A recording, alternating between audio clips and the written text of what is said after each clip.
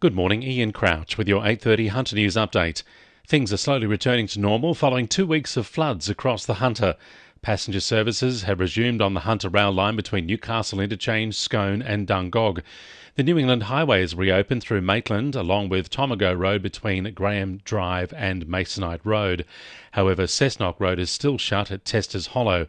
Showers are expected to return to the Hunter from late this afternoon into next weekend.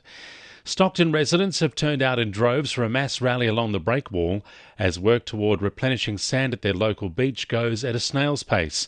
Organisers say 2,000 people turned out in red shirts and holding signs calling for immediate action to address the erosion crisis on Stockton Beach.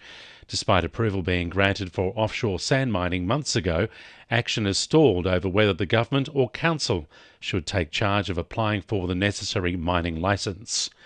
Moves by the state government to scale back mass eradication of beehives has Hunter beekeepers worried the varroa mite cannot be contained. It comes as Agriculture Minister Dugald Saunders announced the government would now allow the movement of beehives for pollination and honey production outside of the emergency zones. Many local beekeepers say it's beyond the government's ability to eliminate hives in red zones, saying restricting movement of hives will have a devastating impact on pollination as spring approaches. The Mutual Bank and Hunter Breast Cancer Foundation have joined forces to help Hunter women experiencing the effects of treatment. The partnership is focusing on creating a virtual and physical wig and headwear library, offering a range of wigs, scarves, hats, turbans and other accessories. Foundation Acting General Manager Abby McDonnell says it's great to see organisations coming together for the community. We are a very small not-for-profit organisation, completely funded by our local community, so we don't receive any government funding or anything like that. So partnerships like our one with the Mutual Bank is very important to us. A happy ending for an elderly Sydney man who's been found safe and well in Newcastle.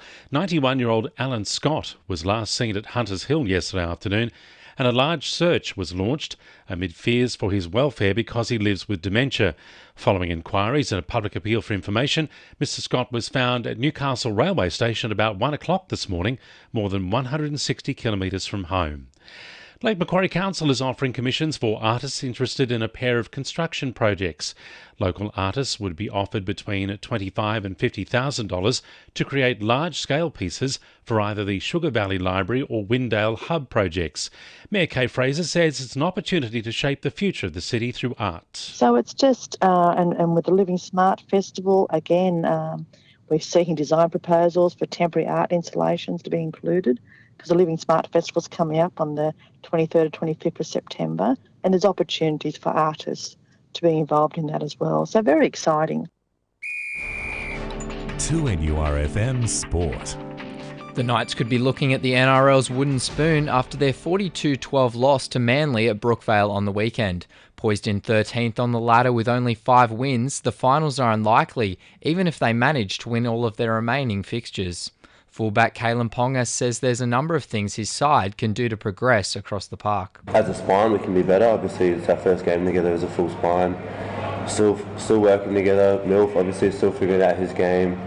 Browse has just come back. So, there is things to look forward to. In the men's NPL soccer, Valentine defeated Lambton Jaffers 2-1 yesterday with a free kick from Nick Cowburn going into the top right corner to break the tie in injury time. Wins from Edgeworth, Western and Olympic have also closed the gap with the mid-table teams. And Oxford have gone to first in the women's hockey competition in Newcastle, defeating Nora Head 4-0 on the weekend.